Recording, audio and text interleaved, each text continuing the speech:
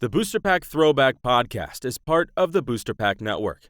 For more TCG-related content, visit theboosterpacknetwork.com. Hosting for this show is sponsored by Category 1 Games, the go-to shop for all of your classic TCG needs. Find your favorites or discover something new at category1games.com.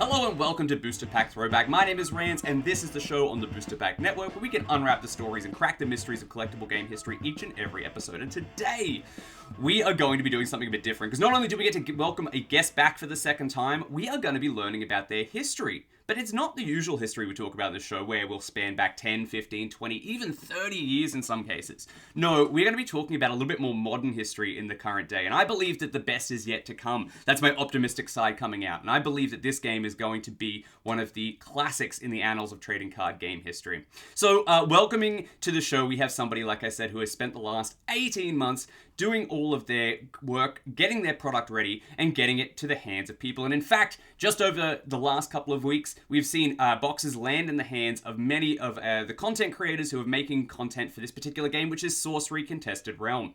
It's a game that truly throws back to the old school Magic feel of the 1990s, and by extension D&D art, which kind of reminds me of the old Spellfire CCG as well. I am just absolutely thrilled to be able to say this sentence again, but join me in welcoming to the Booster Pack somebody who is responsible for one of the biggest tabletop gaming Kickstarters of all time, earning multiple millions of dollars, and the most successful trading card game Kickstarter to date, and one that it's a record that probably won't be beat anytime soon. I am thrilled to welcome the creator of Sorcery and the titular owner of Erik's Curiosa. It is Erik Olofsson. Erik, how do you do, bud? Good, thank you. It's good to be on here again.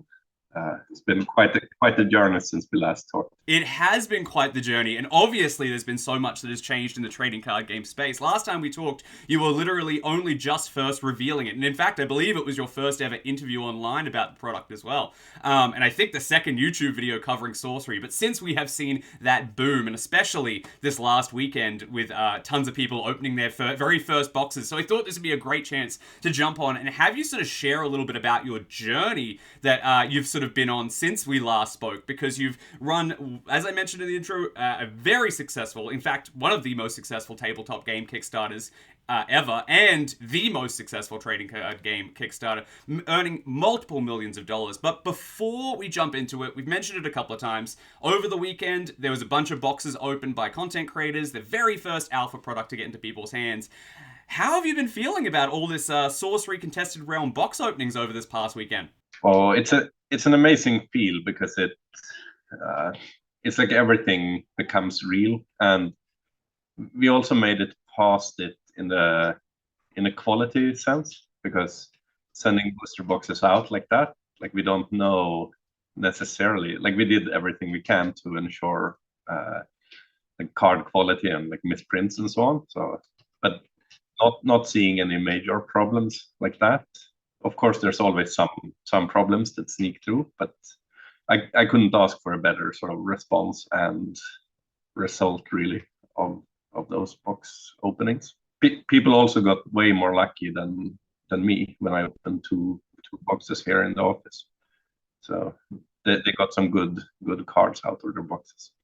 Yeah, I've definitely seen some fantastic pulls. There's some of the sort of power cards that I think people are going to be chasing, you know, your game's version of Moxen or something to that effect. I've been seeing a lot of content creators get very excited. In fact, shout out to Team Covenant, who Steven opened his very last pack and got the one sort of gem card that he was looking for. Again, check it out on the playlist.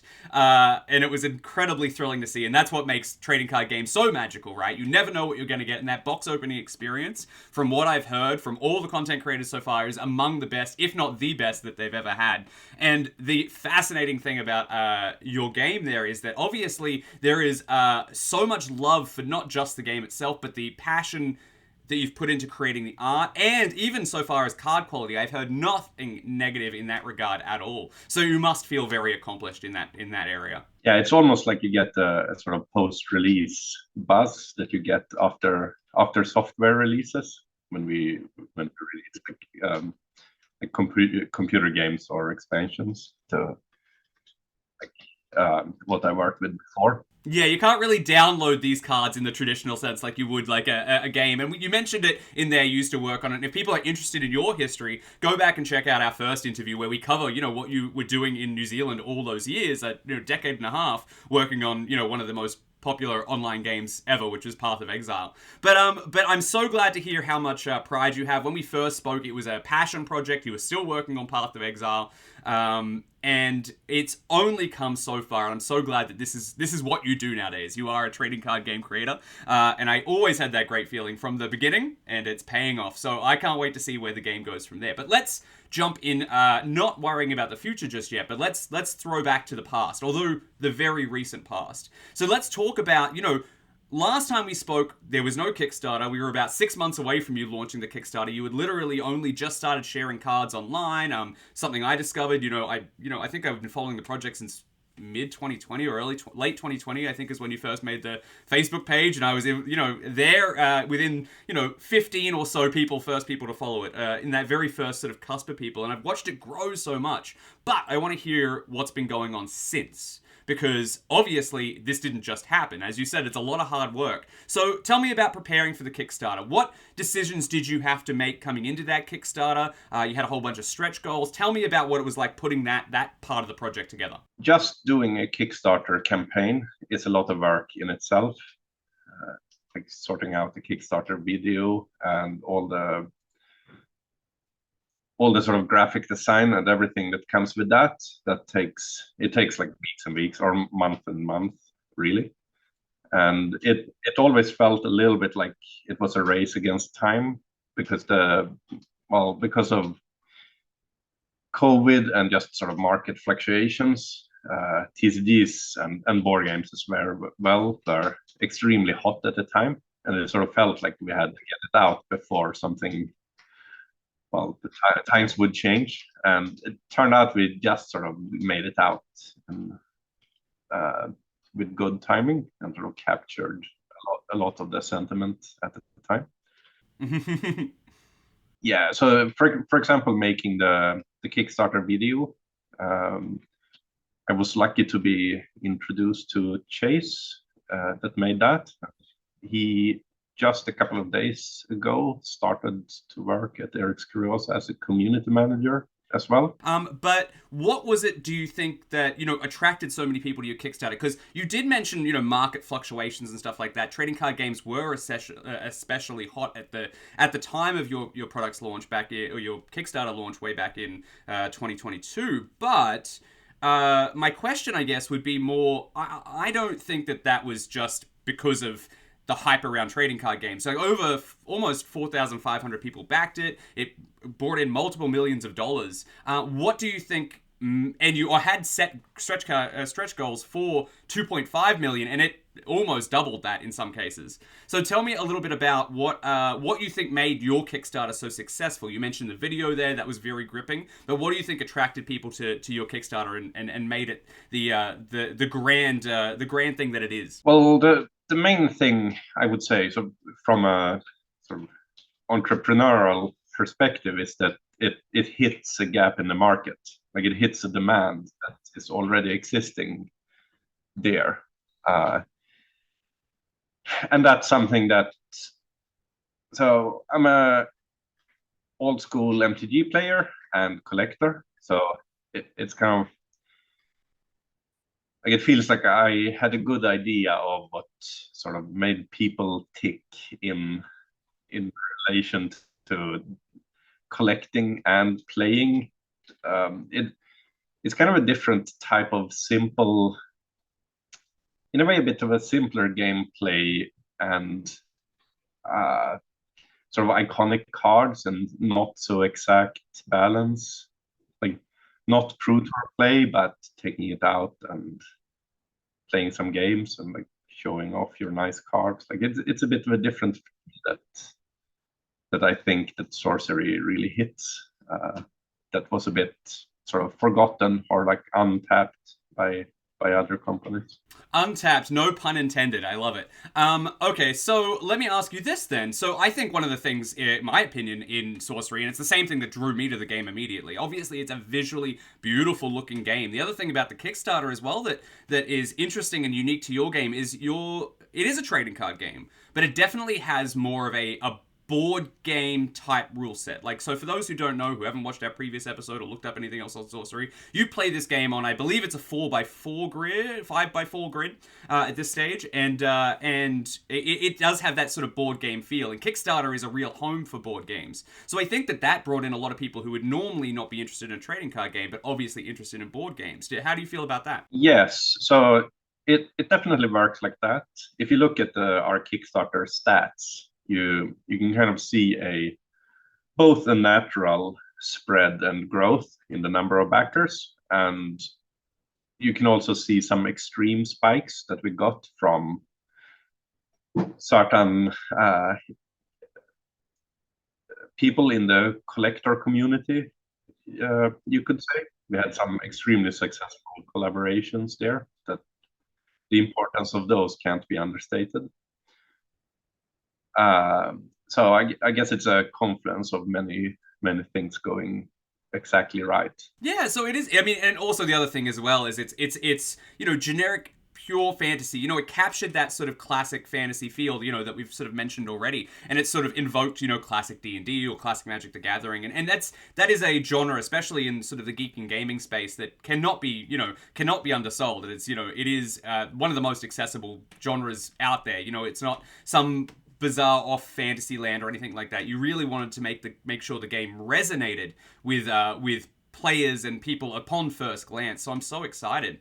So ultimately, we'll cut through the Kickstarter. It was probably a whirlwind for you. I can't imagine all the work you had to put into it over that 30 odd days that it was running. But let's jump into what actually happened. So a whole bunch of money came in through the Kickstarter, like I said, in the millions. What is the first thing you have to do once that's done? What do you actually sort of start production when it comes to putting together this set and making physical trading card games? Well, at the at the time, we had all the art, and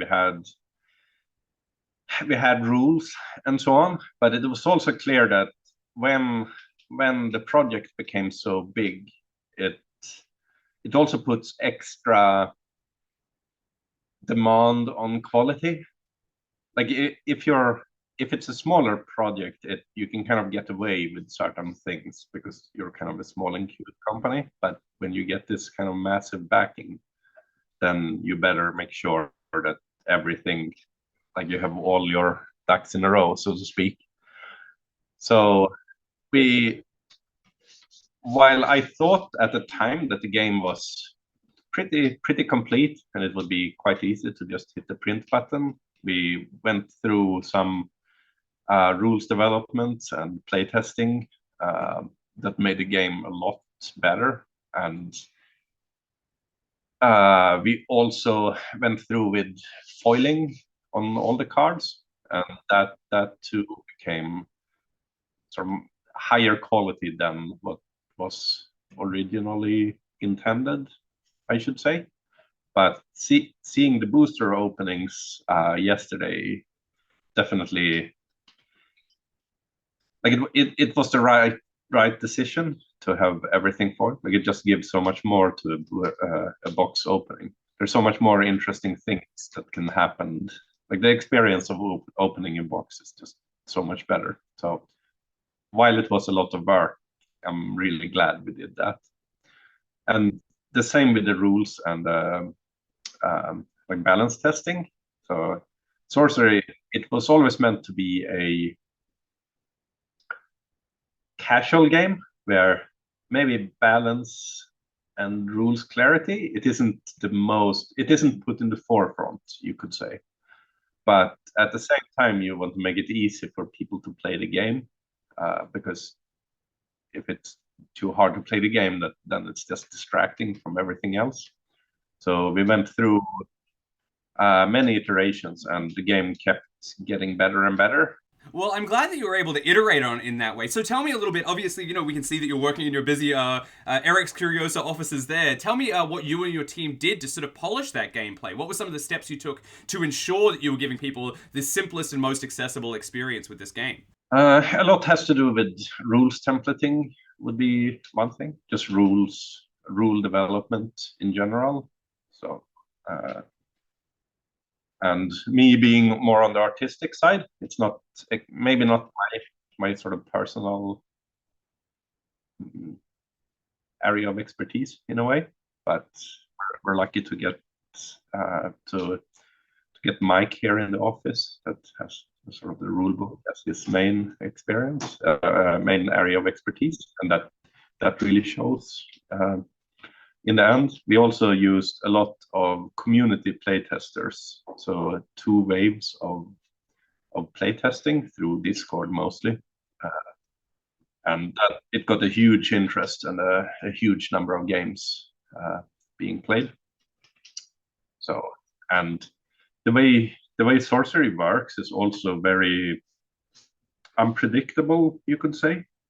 Like each card is quite simple with 1 or 2 sentences, but the number of interactions that can happen, it sort of balloons out exponentially to sort of astronomical number of possible things. So all that playtesting helped a lot to find the most common problems, and then we changed the rules to make that easier and to make simplify the rules also to make them sort of more all-encompassing to sort of cover more areas.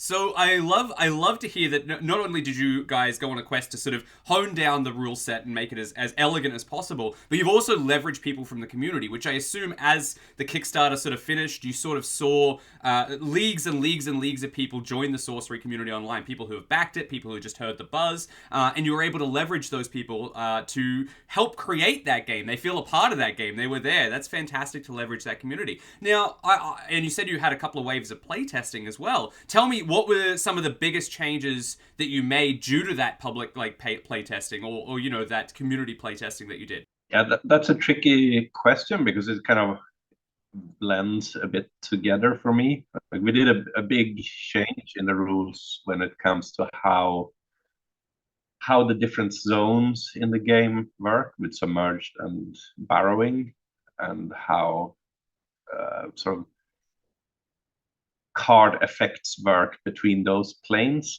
So that might be the biggest thing. Otherwise, there's so many individual card changes that almost every card got changed many times, and you often in the process you also often have a sort of 2 steps forward, 1 step back, where you fix something and then you discover a problem that the fix causes somewhere else, and it's sort of a bit of a whack-a-mole situation. Well, it comes to what you were saying before with that, combinatorial nature of trading card games. The great, not only the bliss of trading card games, but also the bane is the fact that, every card, once it changes or once it moves, it can interact with a different card in an entirely different way. So, I like your little whack-a-mole analogy there. I think that's fantastic. So, I would love to continue talking about gameplay because I think that's something that a lot of people are really excited about. It looks like whether they backed it and got boxes and boxes of booster boxes, or whether somebody just got the pre-made starter decks and plans to put it on the shelf with their other board games, it looks like a fantastic experience as far as gameplay goes. And I remember playtesting way back before our first interview, and I can't wait to see what the full volume of those changes are. But I do want to pivot a little bit because, we have only a limited amount of time today, and I want to talk a little bit about putting together a trading card game. There's a lot of unique things about a trading card game, but obviously the thing that makes it most exciting, namesake of the channel here, is the booster pack experience. You obviously did a lot to crack open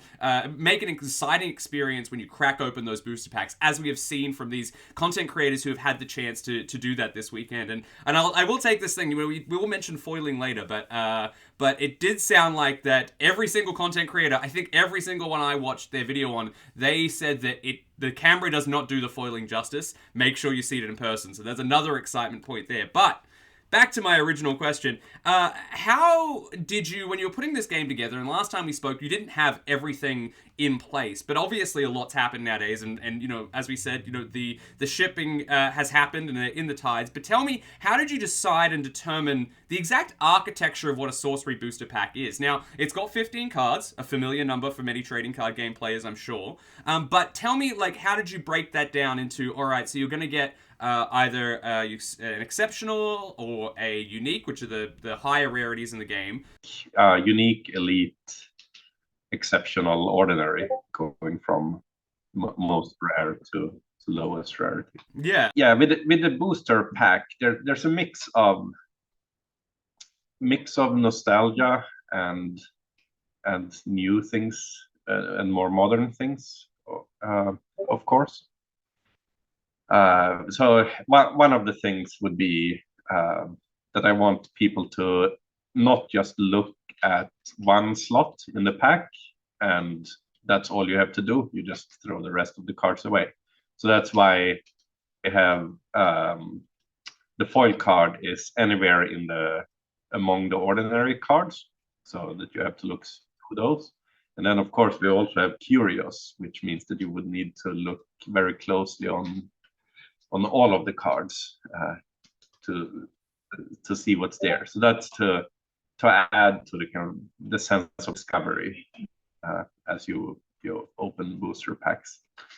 I like that a lot because it adds that extra bit of fun. And as we've heard from this last weekend, people are having a great time opening up booster packs. And I do want to circle back to that Curios thing, but not just yet.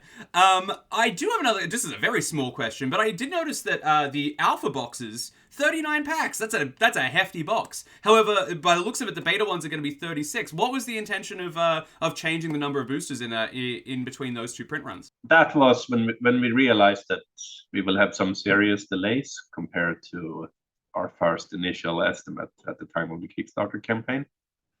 So we figured we'll add 3 booster packs to the box, and at the time we also had the packaging done, and it kind of perfectly fit to put 3 extra boosters there, and it still would be snug when you sealed it.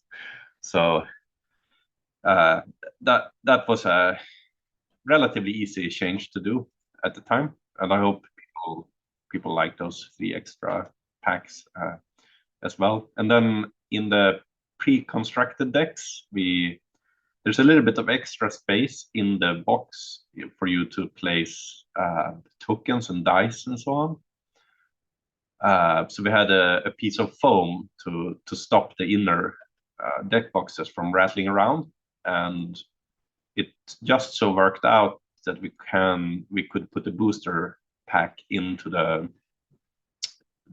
pre-constructed deck box as well instead of the foam. So then whichever you bought, the booster box or the pre-con decks, you would get a little bit of a bonus to hopefully make up for some of the delay. Well, I love that. Obviously, first of all, you're doing great stuff for the community there, and if it means free booster packs, keep making mistakes over there at Erik's Curiosa. I would love to just get some more booster packs next time. But what I want to say there is it's not the first time we've seen this in trading card games, but I do love the fact that you decided to include a single booster in with the pre-constructed decks. Just, it's that old saying, the first taste is free. Just in case that was the only thing somebody got, maybe they're going to be even more enticed. So I'm super excited about Alpha. Obviously, a lot of content creators have done a ton of great work opening those up, and I can't wait to get mine as well. So I do want to continue talking about it. You talked about the foil landing in the ordinary slot, which is basically your game's version of commons, so it replaces one of those, and it can be of any rarity, not just a foil ordinary or whatever. So I do want to talk about, you were creating this trading card game, it's your first trading card game, obviously you're a big fan of the genre, but what did you do to determine the rates that you find those? Because I believe at this stage, the foils come, I think, in 1 every 4 packs, and then the unique, which is sort of like the rare above rare, mythic in other trading card games terms, are 1 in 5, I think. Tell me a little bit about where those decisions came in. Yeah, so part of this comes from the gameplay, where unique cards you can only have 1 in your deck, and elite cards you can have 2, and 3 exceptional and 4 ordinary. And this means that in order to keep the highest rarity cards still be the most thought after, you need to make them very rare in the booster packs, because otherwise, if the cards that you're only allowed to have one of in your deck, if they are sort of relatively easily found, then you only get your one unique card, and then you don't care about the second, and the unique cards would then be sort of not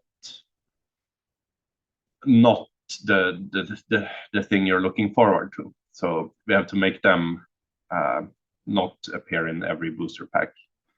And with foil, it's a little bit of a similar situation, where if you have one in every pack, then it's not so special anymore. So I want to have the uncertainty of, is there a foil or not, and is there a unique in this pack or not? So randomization has a lot to do with uncertainty, and this is something. It's a bit of a special subject, because from my perspective, you want randomization in everything almost, but from a player's perspective, you often would say that you don't want randomization, or like you can feel burned if you get sort of bad luck.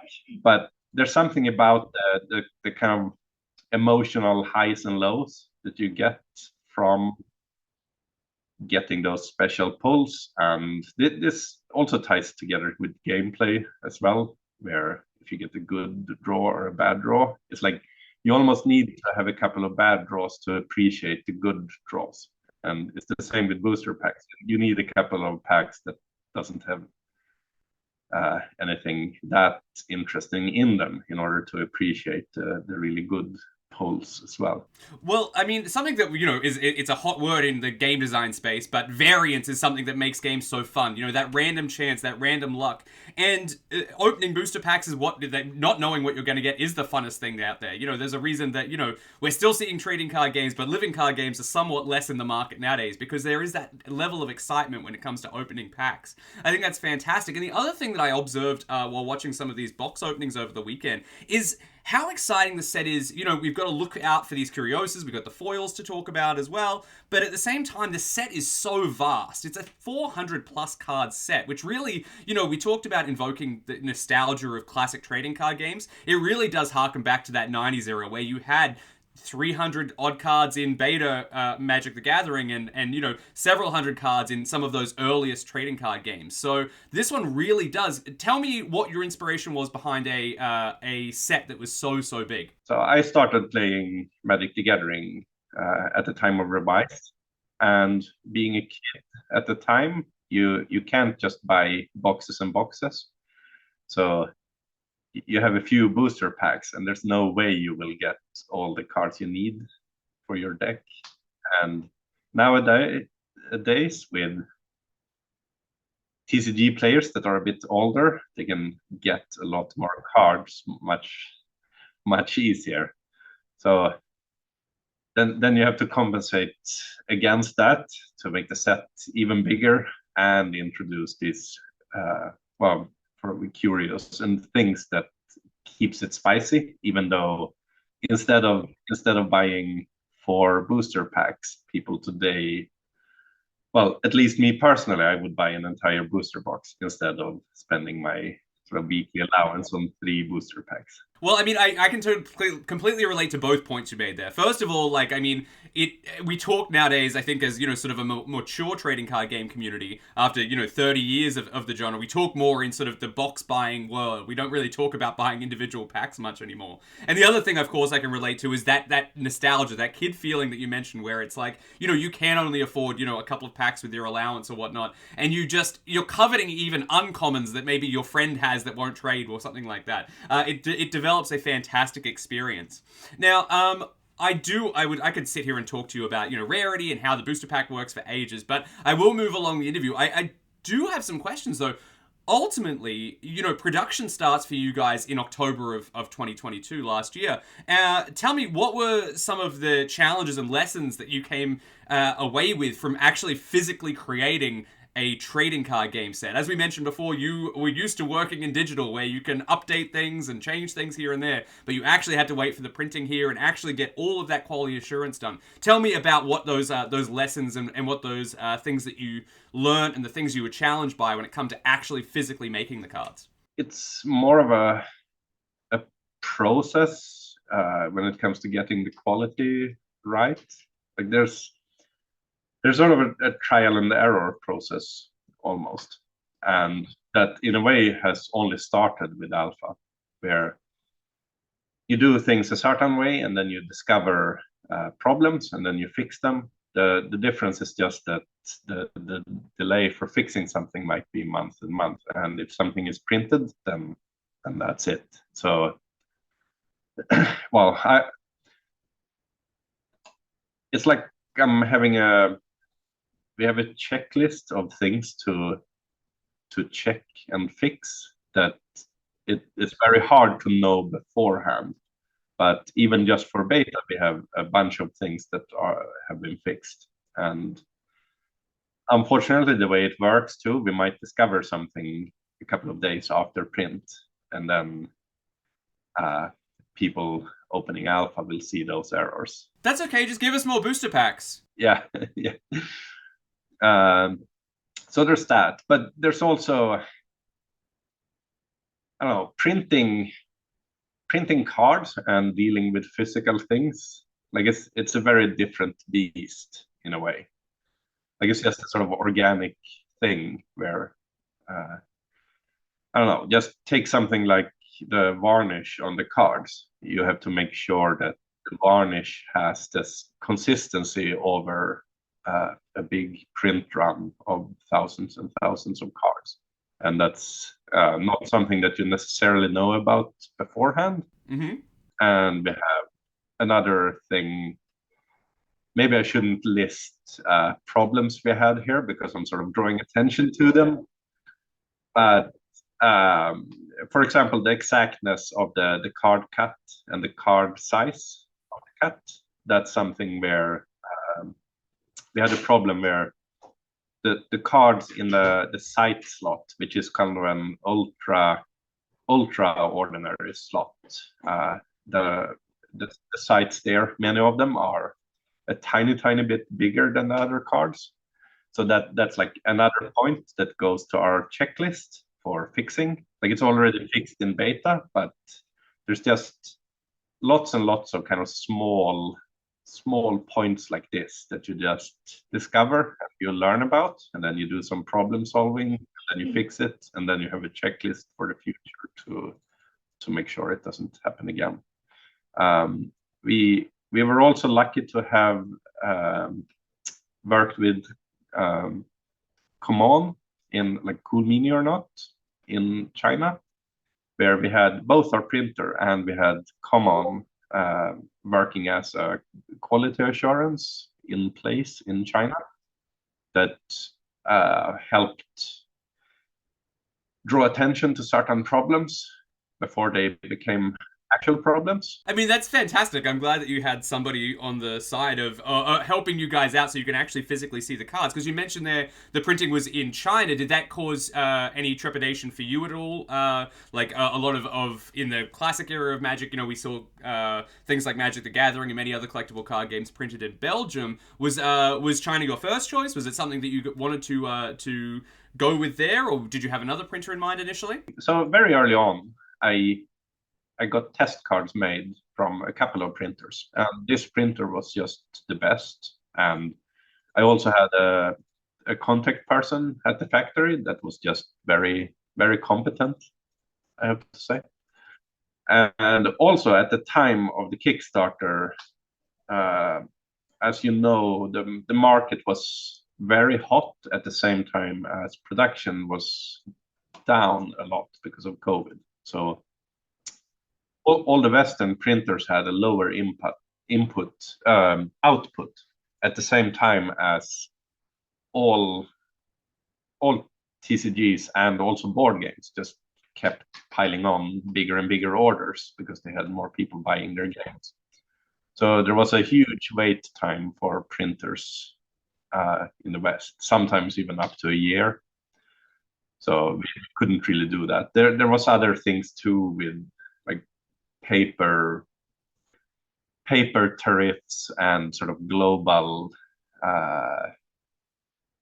just supply issues that happened at the time as well. So it was just kind of a chaotic time to get things done. It's such an amazing irony when at the time when trading card games are at their hottest point in the marketplace, the manufacturing and everything else on the other side is falling apart or in a state of disrepair for a time being, printing slower and stuff like that.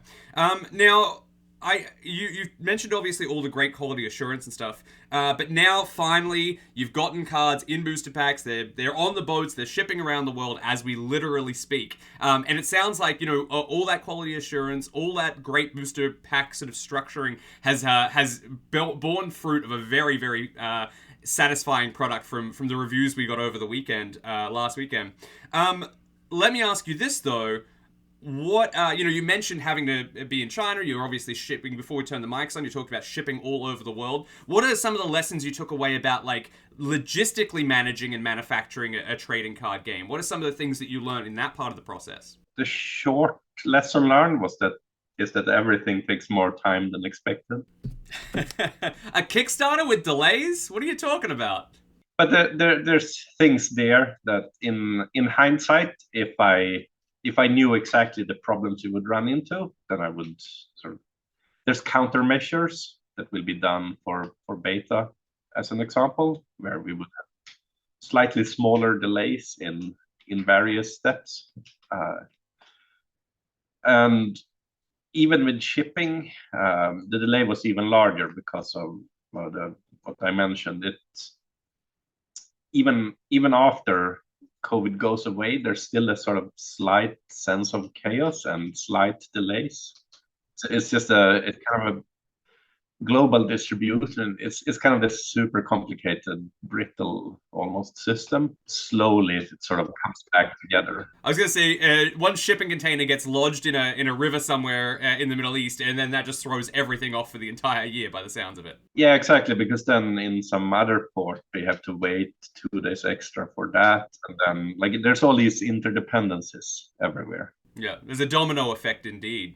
Now, you've had this amazing like Kickstarter, and we've talked about so many elements of it. We've talked about you crafting gameplay. We've talked about you building booster packs. We've talked about you guys keeping a tight hold on the quality assurance. Obviously, that was something that was very valuable to you guys. But let me ask you this: after putting all that work into that Kickstarter, and obviously it being so successful, do you envision taking Sorcery back to Kickstarter for future expansions or in the near future? For any reason? Probably not.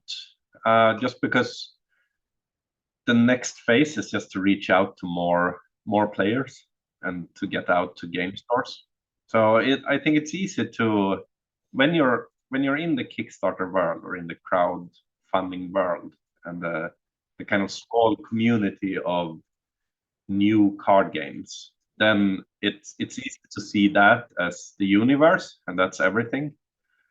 But in reality, Kickstarter is probably less than 5% of like there's so many people that you would just not reach. Like I don't know. I think most people would just not buy on Kickstarter because it's too long of a delay before you get anything. And there's even many large countries in Europe that they just don't use Kickstarter for whatever reason.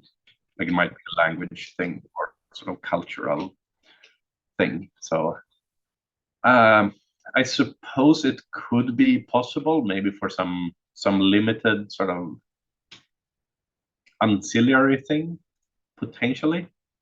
But the goal is to move past Kickstarter and sort of try to get into the big boys league.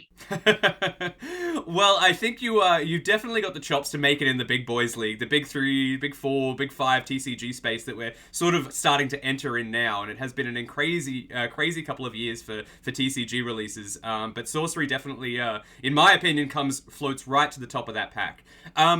Let me ask you this then. Obviously, future expansions not going to be on Kickstarter, but do you have something that you can think of that was sort of the biggest change or compromise you had to make to the game or the products since Kickstarter? Like, is there something that you were like, oh, I don't really want to do that, or I do want to do it this way, but it can't be done that way? Do you know what that compromise or change might be, if you've had one since ending the Kickstarter itself? It's a tough question. Like, there's certain card designs and like balance things that we discovered where like, okay, more time would have let us make the game more sort of perfect, but then at some point you just have to press the button almost no matter what, because people will enjoy it. So I guess that's a compromise of sorts. I can't quite think of any other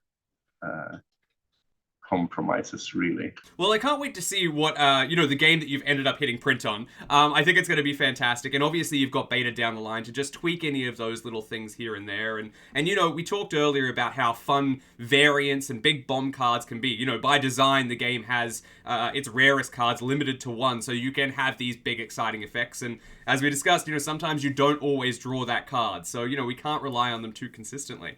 Now that sort of brings me to the end of this sort of first part of the sort of the interview I wanted to talk about. But before we get out of this sort of segment where you're sort of chronicling your journey as sort of this shepherd for this whole new trading card game through the Kickstarter engine and into the big boys club, so to speak, do you have any other memories or anything else you want to share about putting together the game? Any other stories or anything like that that either made you proud, sad, frustrated, anything in that realm? I guess I can tell a happy story from just this weekend.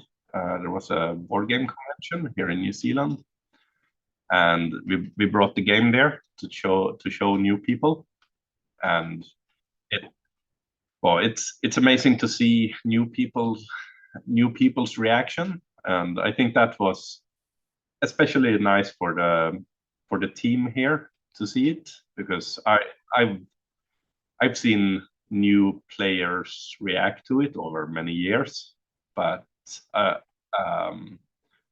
never quite in the same way when they see the full game and the full quality. So that was amazing to see, and it's just getting sort of confirmed that the quality is really high and people really like it. That's awesome. So, I mean, obviously the game is incredibly resonant as well. I had, since last time you were on, I've had Peter Atkinson, who founded Wizards of the Coast and helped make Magic product on the show. And he said, one of the things that he found when he was first showing people Magic the Gathering way back in 1993 was how arresting the art was for many people. And it's obviously something that can draw people in for Sorcery as well. So I hope it sees at least a similar success in that big boys club, so to speak. But let me ask you, I wanted to ask you, this is actually a great time to pivot to the next part of the interview. I did want to talk a little bit about just some broad questions that I've sort of come up with over the last little while. And my first one was going to be about how you've sort of seen people engage with the game now that you have physical product and are showing it to people and really have that proof of concept in hand. So you mentioned showing it to a bunch of people there at a convention down there in New Zealand. How did you find general sort of non-trading card game players approach the game? How did you feel that it resonated with them? You have different types of players that approaches the game in different ways, and there's one type of player would look at the art and just kind of move things around on the playing field and almost explore what's possible, almost not even trying to necessarily defeat the opponent. And then you also have the kind of Magic Pro player that just sort of reads the rules and tries to be extremely exact. And you also have the kind of rules, the judge type that learns the rules and doesn't even necessarily, they want to play themselves, but they sort of take pride in being able to help other people play the game as well. So it's fascinating to see all those types of different TCG players interact with the game in a good way. So I guess that it shows that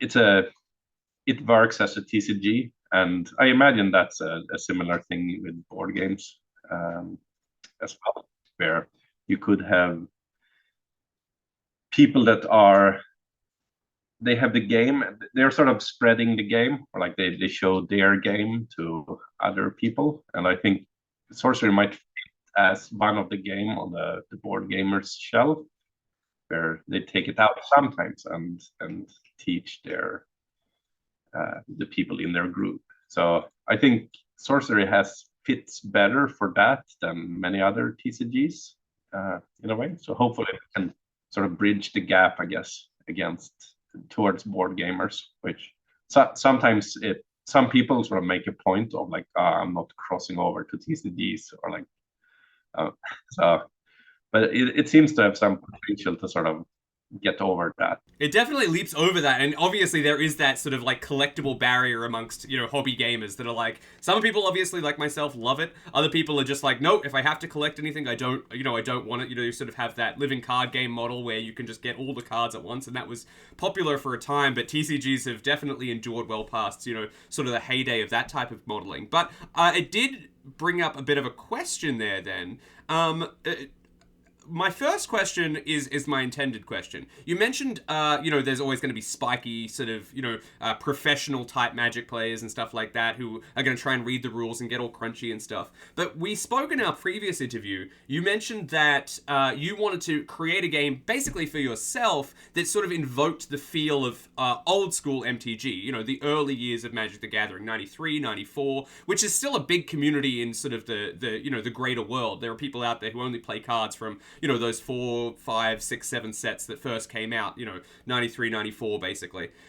Tell me, as somebody who set out on a goal to invoke that classic magical feeling, how have you felt the game has so far resonated with those sort of people, those people who, like yourself, are really into that early era of Magic? Like, how does Sorcery, and how are you seeing Sorcery being embraced by Magic's old school community? Seems to work well. We still have some YouTube videos coming there, hopefully, so which will give a even more exact answer to that question. Okay.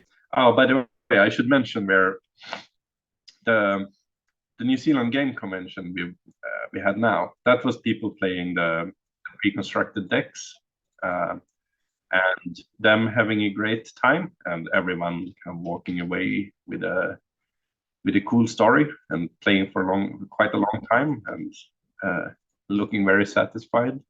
And then at the same weekend we had the booster box opening, which is kind of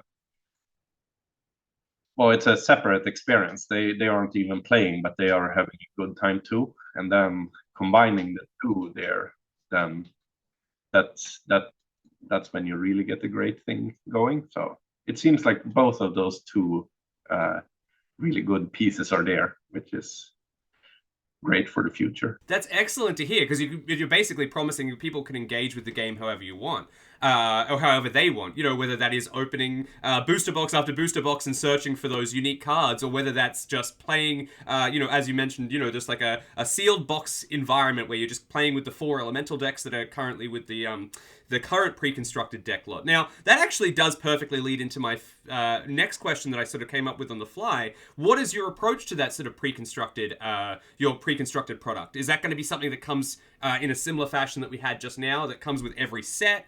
Is that going to be separate releases?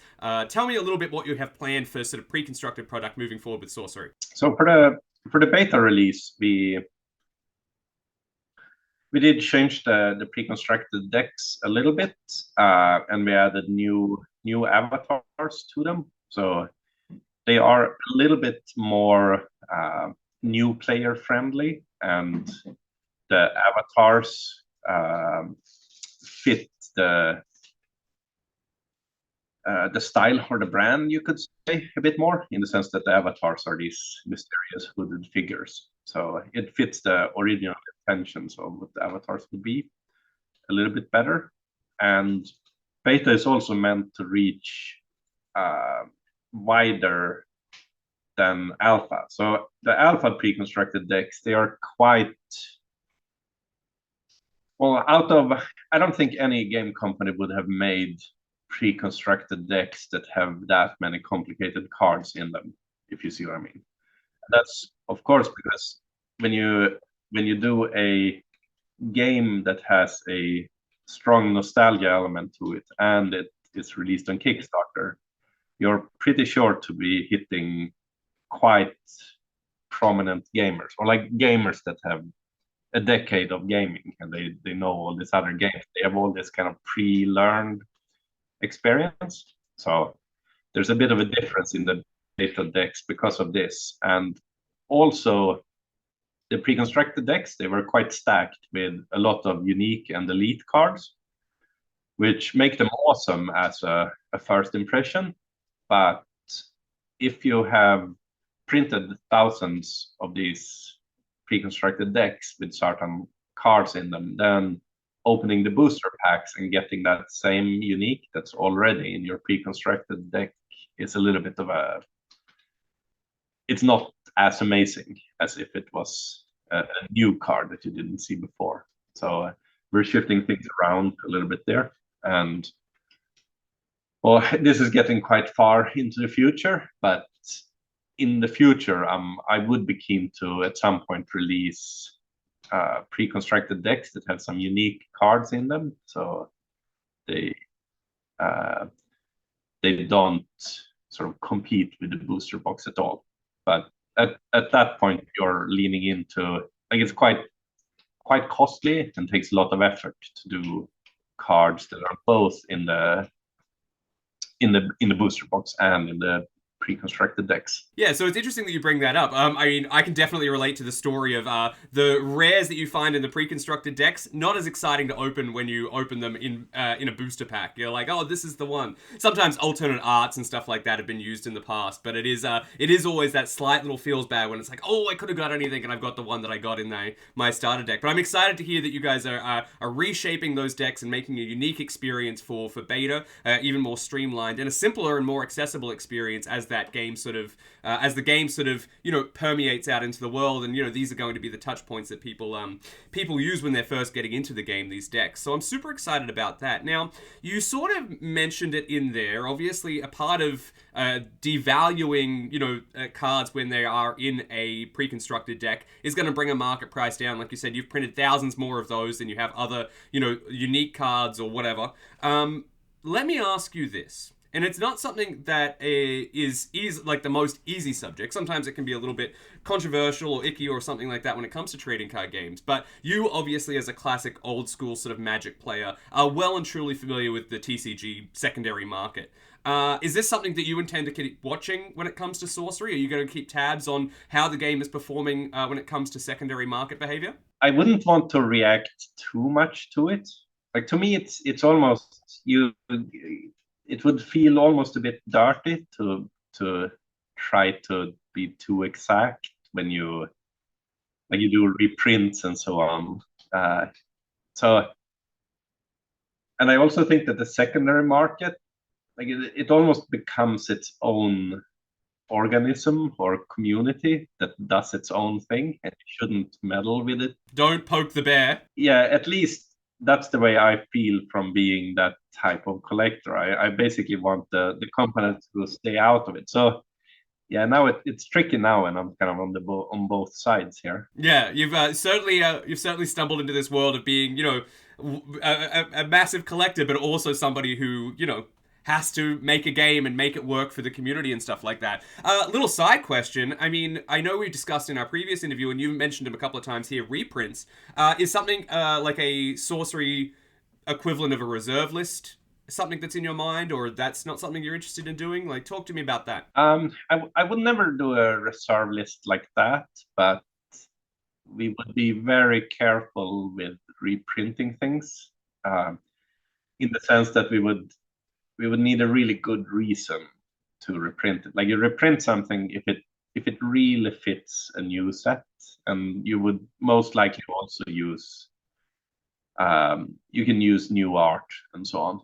But I think also it helps there that Sorcery doesn't have so many sets every year, so we don't really need to do as many reprints to sell boxes. There's also Sorcery never was meant to be a sort of competitive Pro Tour type game, so I imagine there wouldn't be the same pressure to keep the prices on certain cards down just so that people can play tournaments without having a sort of huge disadvantage. Like, it's one thing, okay, there's like thousands and thousands of dollars in prize money, and not everyone can afford to even have the sort of staple cards for their decks.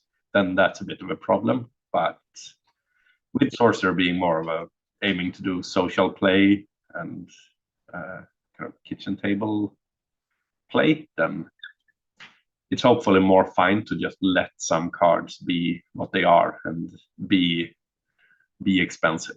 One of the things I think, and pardon the pun here, but one of the things I think is most unique about Sorcery is, the rarity scales your card limit. So unlike in Magic the Gathering, where you can have 4 of any card, or Yu-Gi-Oh! You can have 3 of any card or whatnot. Obviously, we mentioned it before, but, the common cards you can have 4 of, the exceptional cards you can have 3 of, the elite cards 2, and then the unique cards, just the single one. So I'd be interested to see, with, not needing 4 copies of a... one of the cores, which is basically your version of Moxes. It'd be interesting to see how that limitation on deck building affects, the secondary market in general. Do you have any thoughts about that?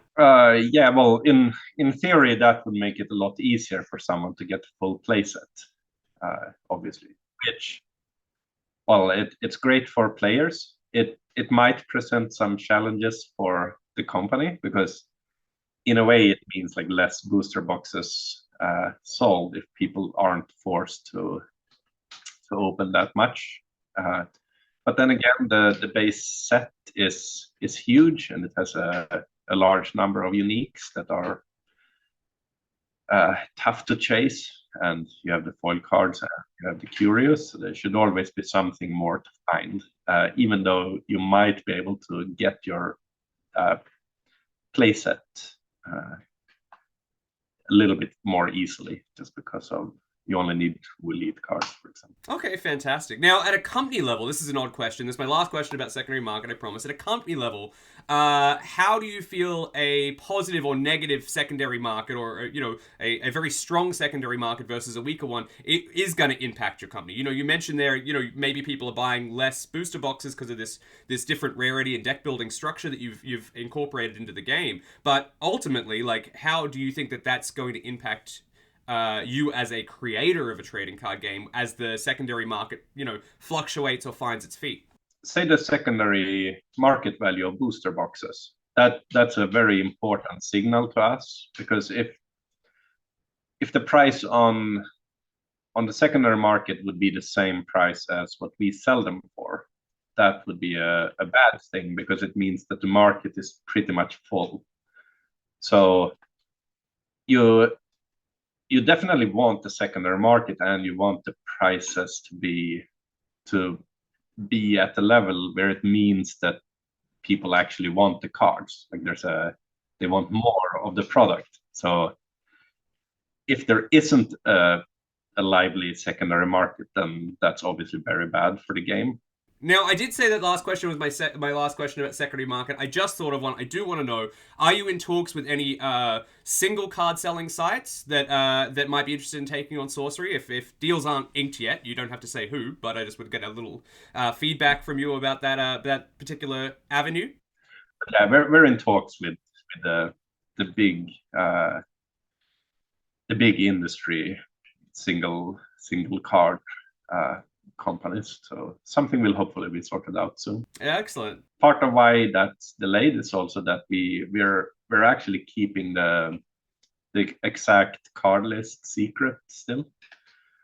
So we don't have an exact database to share just yet. And this is, of course, something that singles sellers would need to know. So it'll take a little while still before that whole thing gets going. Okay, fantastic. Well, I do want to go back to that unrevealed card list so far, because that does add to the excitement of opening these booster boxes.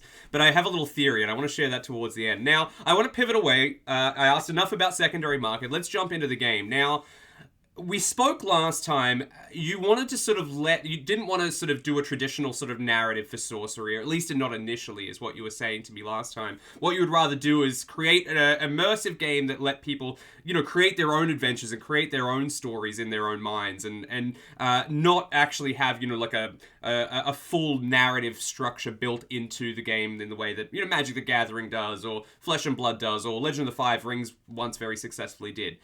Tell me, what is the current plan with narrative structure for sorcery as a game? Because I've noticed that on the back of the Atlas cards, you do have place names and stuff like that sorted out that sometimes trickle into various cards themselves, Unland, Highlands, that sort of thing. So tell me what's in your mind in that regard. Well, as we release more sets, we would naturally want to try different approaches with each set. So even the first expansion, Arthurian Legends, has a different approach than Alpha, in the sense that it uses more specifically existing mythology. There's some sort of bleed over between Alpha and Arthurian Legends, but that's one way to go. And I'm not actually completely against creating new characters and storylines. So I think there's something that we will explore. But I also want to be very careful there and only do it when it's really needed, or where it really adds something. So it will never be done from a kind of corporate perspective where, okay, we need to have these 5 characters so that we can make a feature movie 5 years from now. Like, there's no sort of grand corporate plan like that, where it instead just puts the kind of immediate need for player immersion, or just kind of variation, first and foremost. All right, so one of the things that I loved about sorcery, and this speaks to what you were just saying, you wanted that player immersion feeling, and a lot of the avatar cards, your main characters, are very, like, they're hooded figures or they're cloaked figures. It very much, with the exclusion of the avatars of the elemental decks, which are very beautiful arts by some of the most beautiful art in the game, obviously. But ultimately, what I love about that is it does mean that, your avatar can represent you in this game, like the old school Magic way, where you are the planeswalkers, not some elite squad of 5 people traveling from universe to universe. Yeah, and I would definitely keep that as a core element of the game. I'm super excited to see where that goes as more and more sets come out, and honestly, I can't wait to see what other themes you pull on. Obviously, you mentioned the Arthurian Legends set coming out. I can't wait to see what else you guys have coming down the pipeline for Sorcery and future expansions. Although, as we mentioned, it's only going to be single expansions per year, so I'm very excited to see where this game leads in 5-10 years and stuff like that. Now, something else we haven't really talked about that's a big component traditionally in trading card games is organized play. Now, what you've told me and what feels to be expressed is this wants to be a more casual, to use the term you use, kitchen table game, where you're not, you're not grinding at, Pro Tour like events every single weekend or anything like that. So, tell me, as somebody, if I'm not mistaken, as somebody who is leaving that sort of side of the game, that component of sorcery, mostly to fans is my understanding of what you're doing. What would you like to see? I know there's some organization for Gen Con for some constructed and variable plays. So tell me a little bit more about what you want to see out of what happens with organized play leagues and formats as well for sorcery. First of all, we're experimenting and thinking hard about how to do this in ways that aren't necessarily exactly the way that other companies do it. With that said, we had this tabletop simulator league which was quite a success, I have to say. And the way it works with tournament games like that, it seems to lend itself really well to sort of like narration or commentary. Yeah, commentary, because it just the way that the card design is made just lends itself to actually explain the game, and you can sort of physically see what's happening with the back and forth rather than just kind of abstract numbers going up and down. So that's a good thing that bodes quite well for it, and we will see at Gen Con, we will see how it goes as well. And we have also seen quite awesome meta games shifting like back and forth, and people building decks to combat certain other types of decks. So it seems to have all the elements for that type of goodness happening. But with that said, if we do organized play, it would most likely be things like weekly leagues in stores, not necessarily a pro tour with lots of big cash prizes and so on.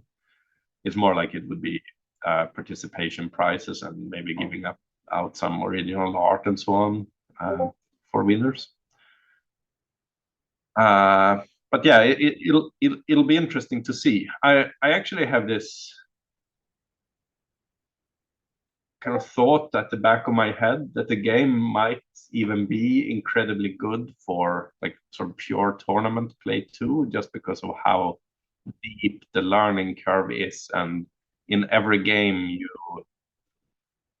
you can look back at the game and say, okay, this decision I took here wasn't quite the best. So like there's a lot to learn about the game like that. But if there's tournament play that leans more towards that kind of pro play, then I would want that to kind of emerge organically by itself, rather than something that we kind of say like, okay, this is the way it is.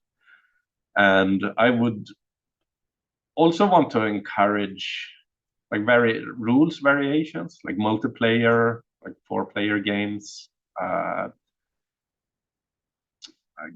think it's healthy to see the game as almost something of a toolbox where you can just try new variants and see what works and what's fun. Well, I mean, I love to see that. I love the philosophy that you're letting players take on and create what they want as far as a a competitive scene for the game. And to pull out what you said very early on there, I love the idea of commentary, or it's a very visually occupying and arresting game because you are moving things around a physical space rather than as you put it, numbers going up and down and not seeing it. You can sort of eke out a narrative. Somebody can get cornered over on one side, or be in a lot of trouble, and then again, with fun variants, a great sight comes down and wipes out some other stuff. So I'm super excited to see what you guys have planned there. Now, you mentioned different formats, whether that's multiplayer, whether that's different ways to build your deck. And that's the beautiful thing about trading card games. Really at their core, a lot of them can be used in so many different ways. Like designers on Magic constantly talk about the idea that it's not a singular game. It's a game. It's a medium or a console of a game that has a bunch of different games you can play with it. Whether it's in Magic's example, whether it's Standard or Commander or anything like that. But tell me, you mentioned last time you were on this channel, you mentioned that Draft was one of your favorite things to engage with competitive play as far as your own trading card game experience. How do you see a draft format working for Sorcery? Is it something that you've given much thought to as far as the way that the elements are balanced in the booster packs, or all the rarity of all the different elements even? Tell me a little bit about what your perspective is for drafting Sorcery. So we actually did play a draft with finished alpha cards on Sunday. And how did that go? It was awesome. I managed to catch a quite prominent Discord community member that's also in New Zealand that flew up for this game convention. I managed to catch him with one of the yet to be revealed cards in a good way. It made me made me win that game. But well, I guess I can confirm that the draft works.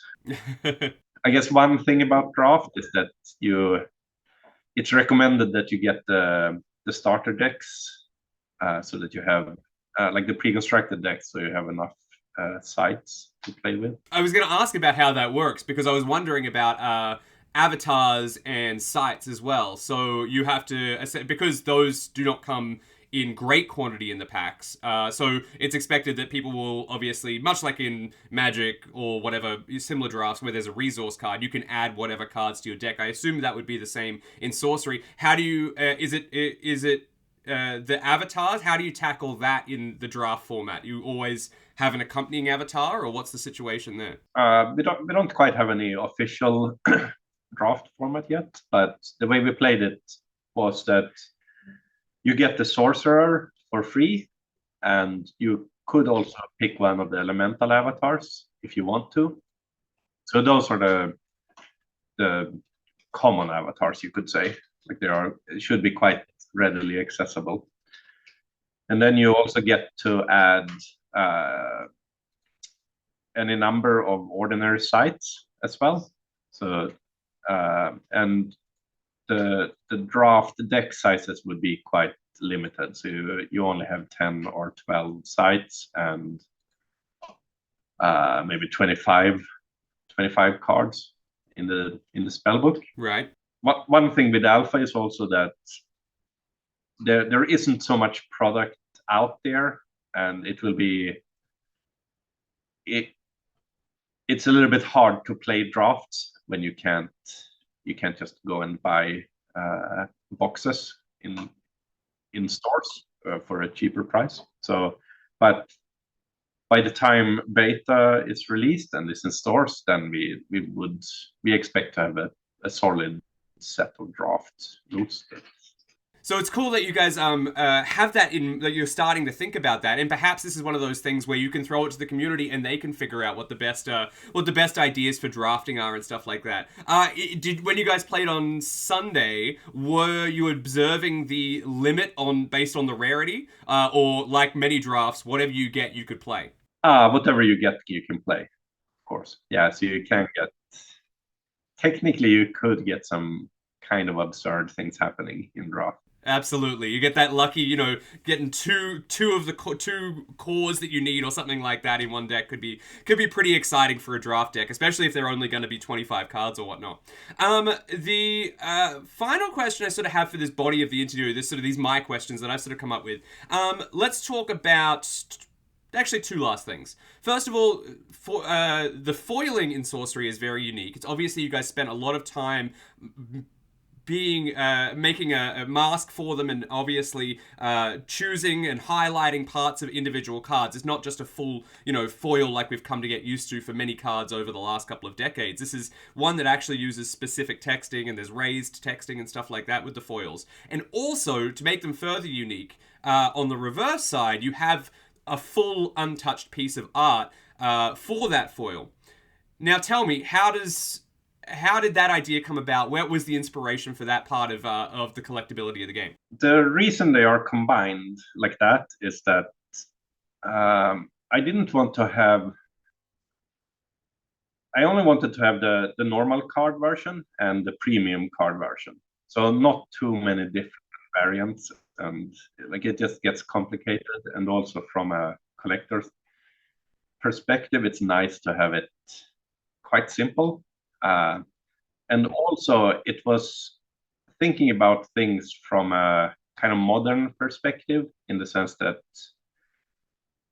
people nowadays, everyone plays with sleeves, and it's not that big of an ask to have opaque back sleeves. It is such a beautiful thing, because on one side it looks like a collector's art card, and the other side it's an actual functional game piece that is also really gorgeous and got some very unique foiling on it. I'm excited to see them in person and actually get my hands on them and start playing them, and sometimes playing with just the full art side. Yeah, so it means that you can play with the textless full art for sort of maximum niceness like that, but you can actually take the card out of the sleeve, and like if your opponent doesn't believe you about the card, what the card does, you can actually show them. No, it definitely says destroy all sides or get something from my collection.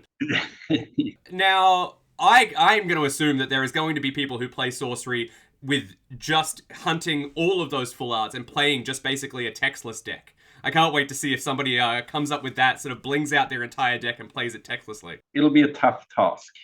Possible, but not that many people can do that, I imagine. Well, I know not that many people, but depends. If you attract that old school Magic crowd, I think they like to fancy out all their stuff. All right, so that's sort of the bulk of what I had my questions about today. There are so many more things I could ask you, and I had to cut about a third of the questions I was going to ask. But I will. Let's go out on this. We've talked about the history. You know, even though it is very modern history, it's only 18 months since last time we spoke. But tell me what you can tell me about the future of sorcery. Obviously, there's a lot going on at the moment. You've got the alpha boxes landing in people's hands. You've got beta coming out. You've mentioned this Arthurian Legends thing in the pipeline. What else have you guys got planned as far as the future of sorcery goes? The one thing you didn't mention yet there was our mini sets, which would be special artist collaborations with a smaller subset of cards, that maybe around 10 unique cards by a single artist with a super strong theme. And these would be 1 or 2 per year, maybe even more depending on the situation. Okay. It would hopefully keep the interest up in the game while waiting for a yearly big expansion. And the advantage of this is, of course, that we can make things happen in the game more than once a year. And it's like a significantly smaller task to do 10 cards as opposed to 300 cards. And are these going to be in fixed product? I assume they're not going to be randomized anyway if it's only just the 10 cards, to showcase with the artist. So they would be mostly fixed. We might do some super limited randomization with foil cards in them and so on, but nothing there is determined yet. And another point with these is that we can go super deep on a theme. Mm-hmm. The artist that we collaborate with is like taking maximum advantage of their strength. So an example of this would be the Dragon Lord mini set that we're doing in collaboration with Ed Baird Jr. Oh, for a dragon set? That's very appropriate. Yeah, so he's making 10 cards on a dragon theme there. So that, I think people will be amazed there. That's taking the artistic angle even more to the extreme in ways that other games don't do. Interesting, and I can't wait to see that. I haven't seen anything about that just yet, and I love Ed's artwork. Obviously, a classic fantasy artist stretching back to the 80s or if not before. Now, I am super excited about that. Anything else you want to share about the future of sorcery? When it comes to the immediate future, we're working with distribution, of course, to get it out as wide as possible with the beta version, and that's kind of the real test in a way, where to see what type of viral potential that the game has when it actually comes to stores.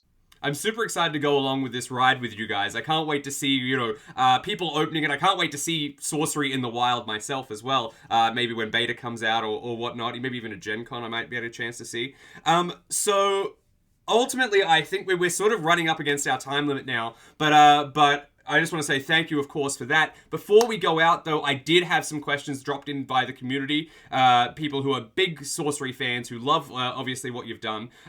We'll try and work through as many of these as possible, but in a little bit of a quicker pace. Unfortunately, I'm definitely not going to get through all of them, but I'll throw a couple at you, and we'll go out with those. How's that? Yeah, sounds perfect. Okay, cool.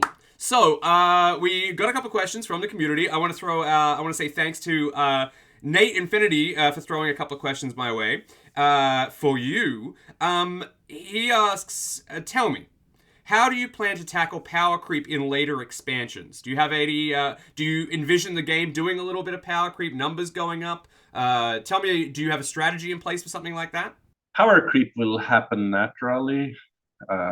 In the sense that if you get more cards, then of course some of the new cards will be good cards, and after a while your deck has only good cards. So Sorcery, of course, has unique and even elite cards. They are limited to lower numbers, so the game is a little bit more resistant, if you will, to powerful cards. Like it takes a longer time, and it takes more expansions before you fill your deck up with only the super powered cards. Well, it certainly sounds like there's plenty of time to play around in that space and see where we get when we get there. And power creep is a thing, but some of Magic's earliest cards are still some of the most powerful. Ancestral Recall, the Lotuses, Moxes. We've mentioned them a bunch of times. Now, Nate did ask a whole bunch of other questions. Unfortunately, I will throw a real quick one at you, and it's going to have to be real quick. He asked about 4-player playmats. Is that something you can envision you guys releasing? We mentioned sort of multiplayer formats a little earlier in the episode. Yeah, we can definitely do that. And that one is more about picking the right time and place for it. So I can very easily imagine a future set that delves deeper into 4-player mechanics. It deliberately does cards that work well on a even larger playmat and multiple players. We have some cards that already work in an environment like that in alpha, but it's more like we're kind of dipping our feet in it or dipping our toes in it a little bit. So, but yeah, there's definitely more to come there.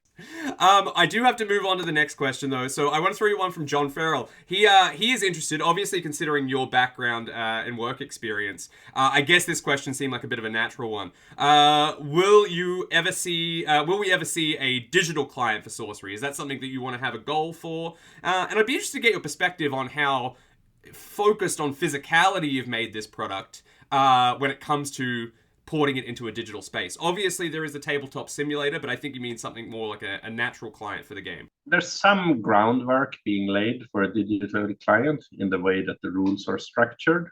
So we obviously always knew that it was a possibility.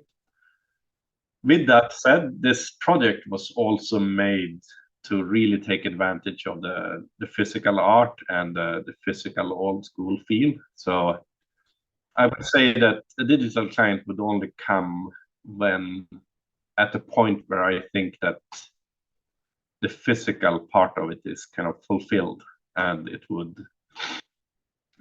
greatly increase the experience to also have a physical client.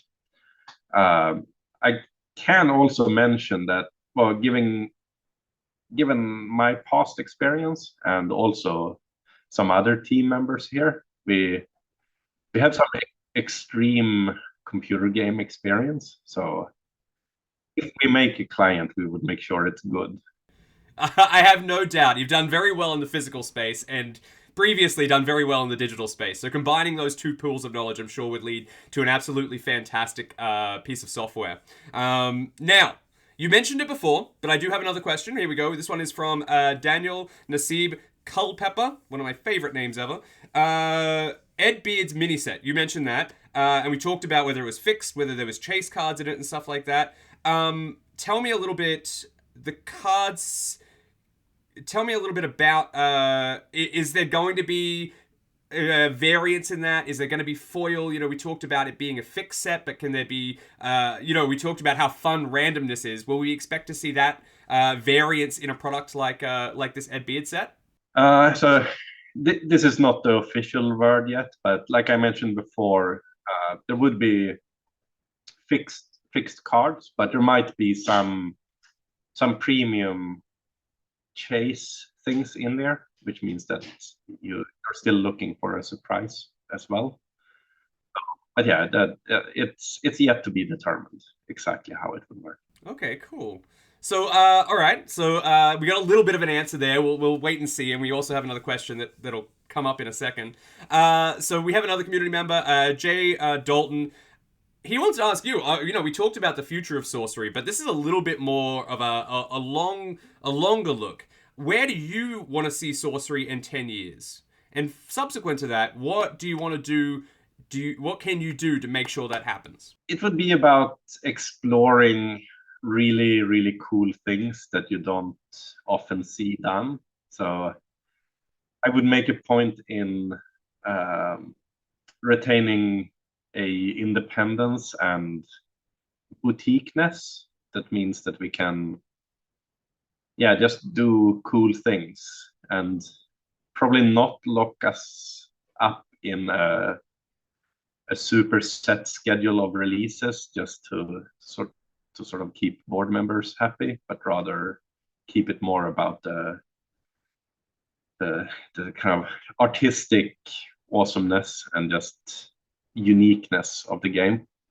So I would make that the brand in itself, that it does unexpected cool things. That's really, really cool. And obviously, we talked when we first talked about how much of a passion project this was. It's now become so successful that it's consumed all the other parts of your life as well. And I can't wait to see how you continue to bring your passion to the table for these players that are obviously starting to engage in it as well. I think it's fantastic. Now, I do have one last question from the community. I'm sorry to anybody who asked a question and I couldn't get to it. Hopefully, there might be another episode, or you can ask or reach out on Discord or something like that. Or somebody in the community might already know the answer to it. But the last question coming from Alexi Smith, and we've mentioned him a couple of times in this episode, and I've purposely avoided it because I wanted it to be the last question because I don't think I'm going to get an answer.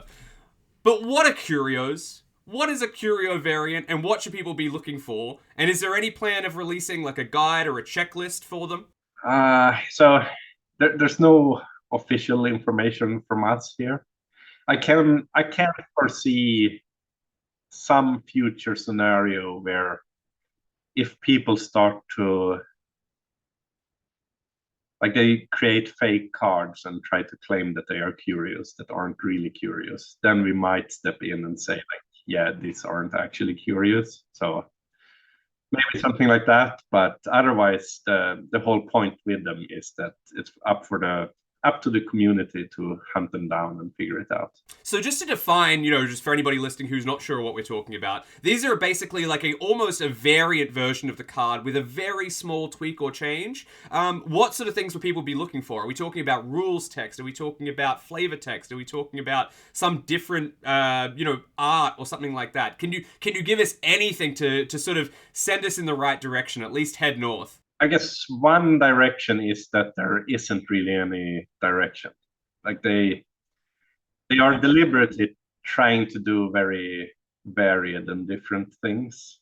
I guess one hint would be that they are often tied to the history of the game, or like it might have some production significance, but not always either. Interesting. Yeah, that's all for now, I think.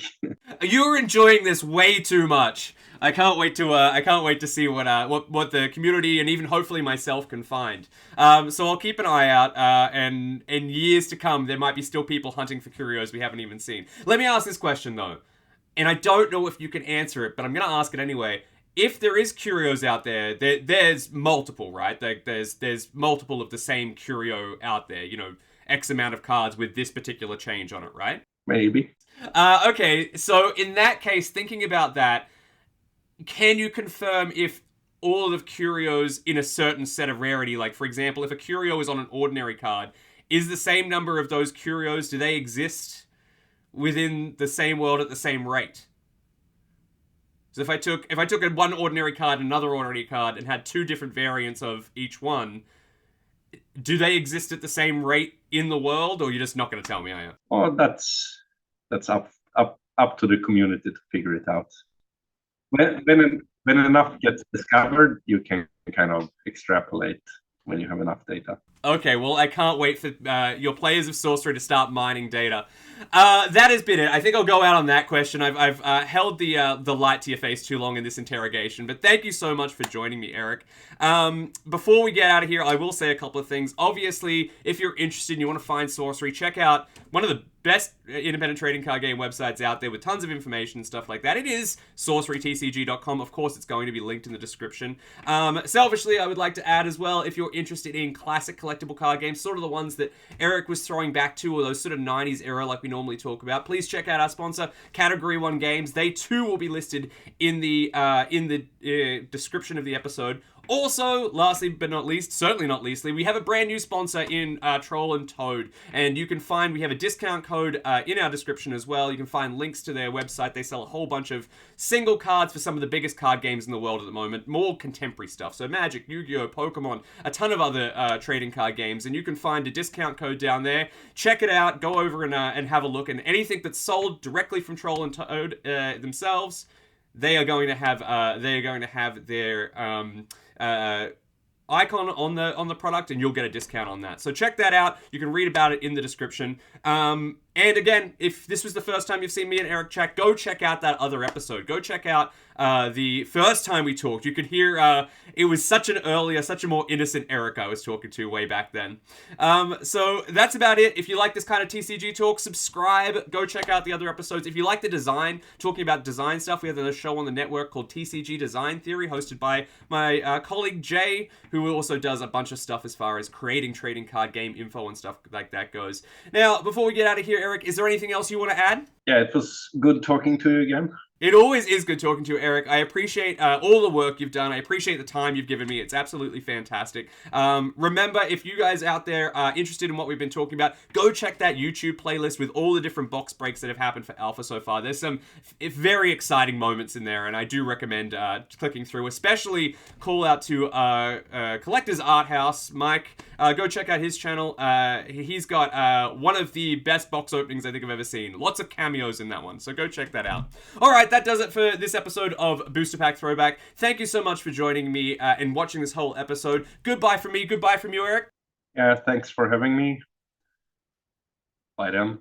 You're very welcome. Thank you so much for joining me. Until that's it. Until next time, remember, keep shuffling.